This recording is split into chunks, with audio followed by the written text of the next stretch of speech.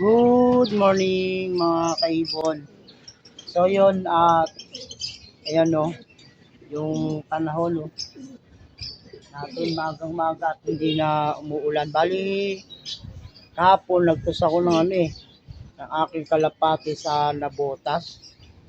Yung huling toss nila Paranaque sa may bulungan.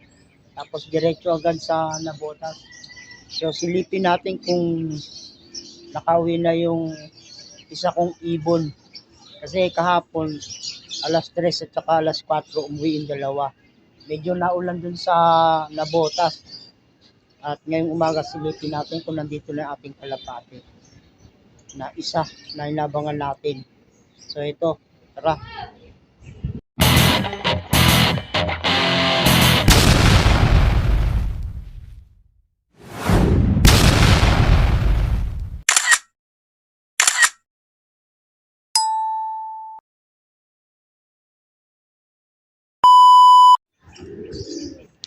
Ayan mga idol yung yung ating haring araw. Oh.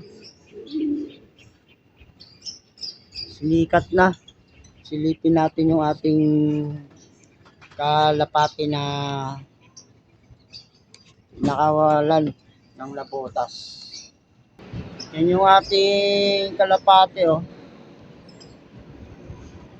Isa, dalawa, at pa. Yung isa. Tatlo. Nahirapan tong isa. Oh. Ito yung pinakahuli kahapon alas 4:59 na dumating. Tapos yung isa na yon, ito itong nangaaway alas 3:43. Yan dumating oh. Tapang nung binigay sa akin na ibon ni paring Mike oh. So yan mga idol. Ito yung kalapati, wala pa. Hindi pa dumating yung isa. Silipin natin kung nandito sa loob. Wala oh. Wala mga idol, wala talaga.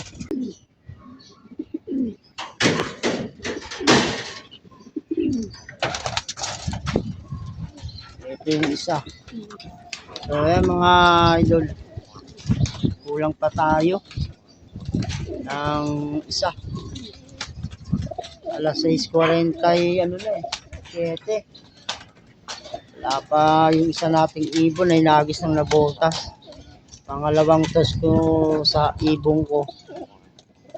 Wala, kulang ng isa. Ito.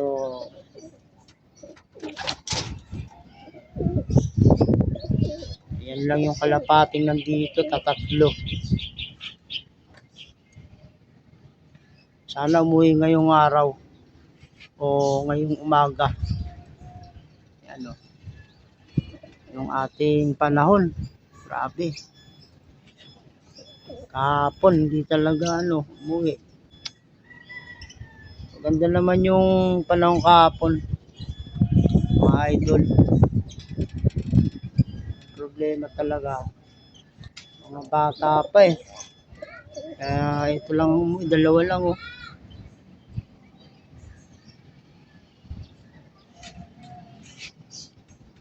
Wala yung training natin ng Nabotas.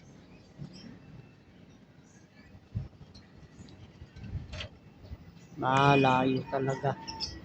Sana umuwi ngayon.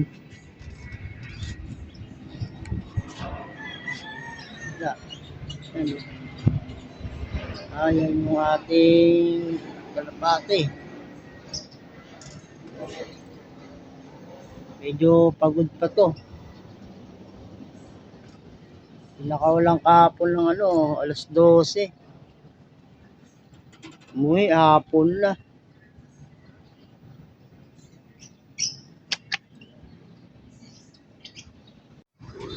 So yan mga idol, hanggang dito na lang yung aking munting video.